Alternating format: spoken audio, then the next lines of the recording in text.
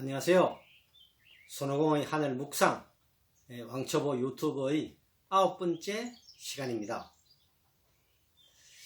순진한 한 젊은이가 공무원 시험에 합격하여 동사무소에 첫 출근한 날이었습니다. 점심시간에 혼자 남아서 동사무소를 지키고 있는데 한 아주머니가 찾아왔습니다. 아주머니가 저기 사망신고하러 왔는데요. 신규 공무원이 첫 출근하여 처음 대하는 민원이라 좀 긴장하여 본인이세요? 아주머니가 좀 당황하여 걱정스럽게 본인이 뭐야 하나요? 이렇게 말했다고 하죠. 과거에 동사무소에 가서 서류를 떼면 주소가 적혀있고 또 본적이라는 게 기재되어 있습니다. 저희들이 본 적은 경북 울성군 강동면 양동리 152번지로 되어 있는데 지금 경주에 있는 양동마을이 원래 고향이고 본적지로 되어 있습니다.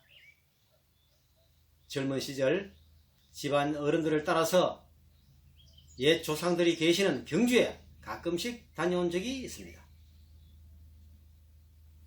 당시에 고향 경주에서 가장 인상 깊고 눈에 띄는 것이 하나 있었습니다. 바로 불국사 교회입니다. 건물 외관만 보면은 오랜 전통과 또 역사를 간직한 듯한 그런 중한 모습의 불국사 교회였다고 생각됩니다. 불국사의 명칭은 부처님의 나라를 의미하지만은 경주 불국사 인근에는 불국사 교회뿐 아니라 불국사역, 또 불국사 초등학교, 불국사 우체국, 불국사 식당 이러한 간판들을 쉽게 만나볼 수가 있습니다. 그러나 이름이라는 것은 그 이름이 나타내는 정체성이나 함축하고 있는 또 비전 또한 간과할 수 없을 것입니다. 그래도 그렇지 불국사 교회라는 이름은 좀 아닌 게 아닌가 하는 생각이 들었고 처음에는 단연코 부정적으로 또 못마땅하게 생각했습니다. 그러나 두 번, 세 번 생각하면서 한편으로 이해가 되었습니다. 이때 마음에 와닿은 성경 말씀이 하나 있습니다. 고린도전서 9장 19절에서 23절 말씀입니다.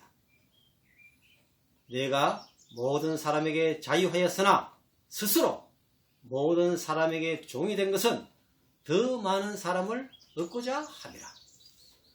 유대인들에게는 내가 유대인과 같이 된 것은 유대인들을 얻고자 하며 율법 아래 있는 자들에게는 내가 율법 아래 있지 아니하나 율법 아래 있는 자와 같이 된 것은 율법 아래 있는 자들을 얻고자 하며 율법 없는 자에게는 내가 하나님께 율법 없는 자가 아니요 도리어 그리스도의 율법 아래 있는 자나 율법 없는 자와 같이 된 것은 율법 없는 자들을 얻고자 함이라. 약한 자들에게는 내가 약한 자와 같이 된 것은 약한 자들을 얻고자 하며 여러 사람에게 내가 여러 모양이 된 것은 아무쪼록 몇몇 사람들을 구원코자 하매니 내가 복음을 위하여 모든 것을 행함은 복음에 참여하고자 함이라.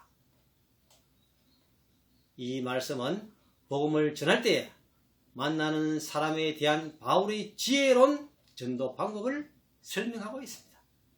복음, 하나님의 말씀을 전함에 있어서 공격적이거나 일방적이고 또 독선적인 자세가 아니라 상대방의 입장과 눈높이에서 상대방과의 공감대 형성이 중요함을 말하는 것으로 복음과 생명을 중요하게 여기는 바울의 지혜와 사랑을 잘 나타내고 있습니다. 또 이 구절은 말씀과 복음의 진리를 포기하고 양보하거나 타협하는 것은 결코 아닐 것입니다. 어떤 목적이나 방정 없이 우리의 신앙이 오락가락 왔다 갔다 하는 것도 더욱 아닙니다. 생명을 얻기 위해서 또 복음 전파를 위해서 이웃에게 다가가고 섬기는 그런 차원이며 그 방향과 목적은 분명하여야 할 것입니다. 우리의 생활 속에서 흔히 겪는 신뢰로 우리가 관심을 가지고 있는 이웃집 태신자가 제사 음식을 가지고 왔을 때 어떻게 할 것인가 하는 것입니다.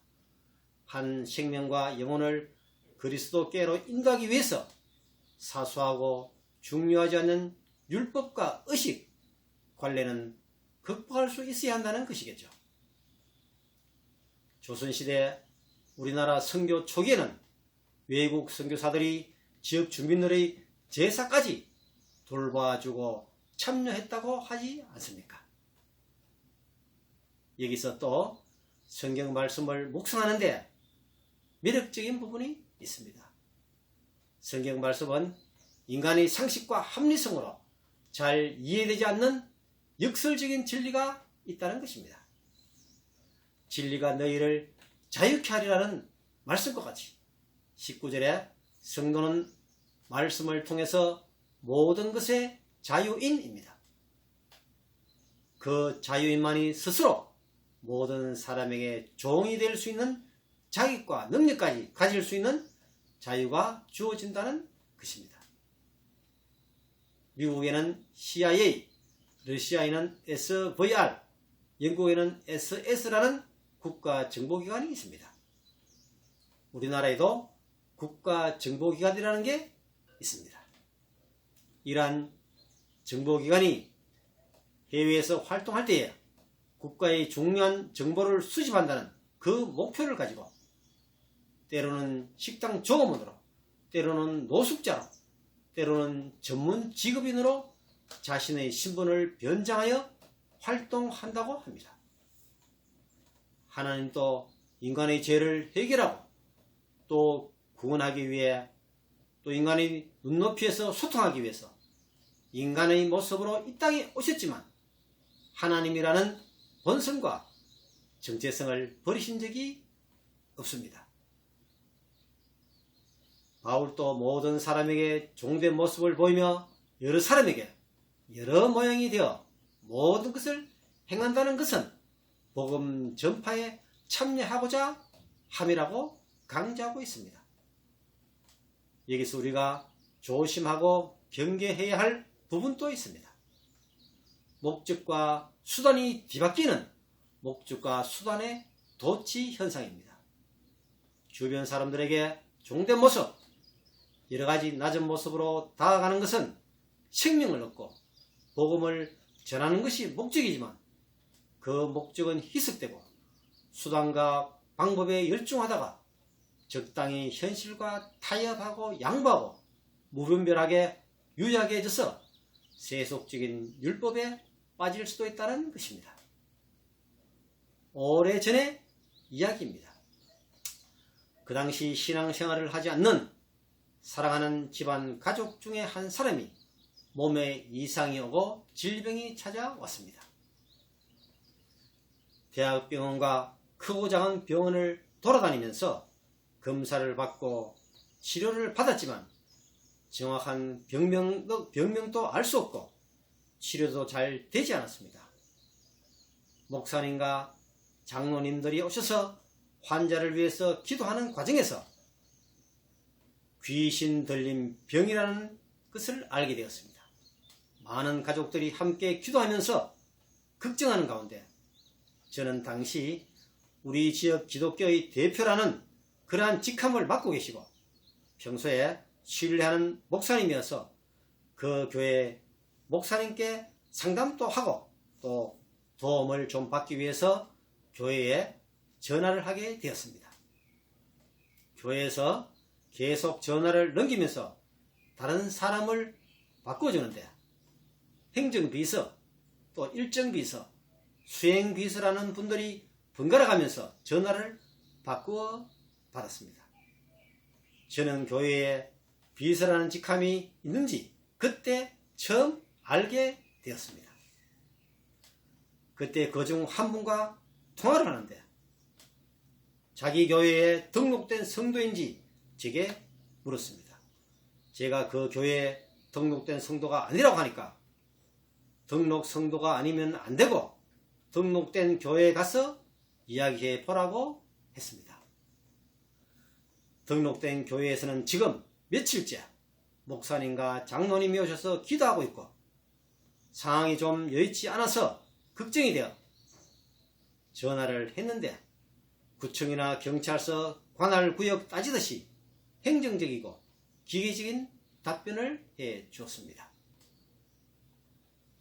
교회 공동체가 현실적인 필요에 의해서 행정과 경영의 기법들이 활용되고 또 여러가지 율법과 전통문화, 관행이 존재한다 할지라도 그것이 생명의 말씀과 복음의 말씀을 왜곡하거나 이길 수 없다는 것은 너무나 당연하지 않습니까?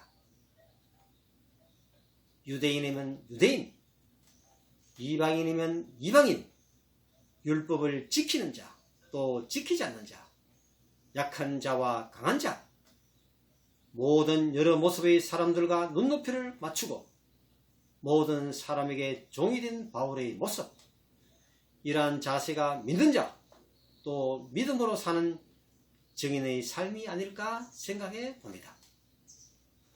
우리는 이 세상에서 구별된 삶을 살아야 합니다. 그러나 결코 격리되지 말아야 합니다. 우리는 이 세상에 적응해야 합니다. 그러나 결코 동화되지 말아야 합니다. 오늘도 저희 감사의 동상에서 늘 기도하시고 함께 찬양하시는 장로님의 찬양 연주를 들으시면서 오늘을 마무리하겠습니다. 감사합니다.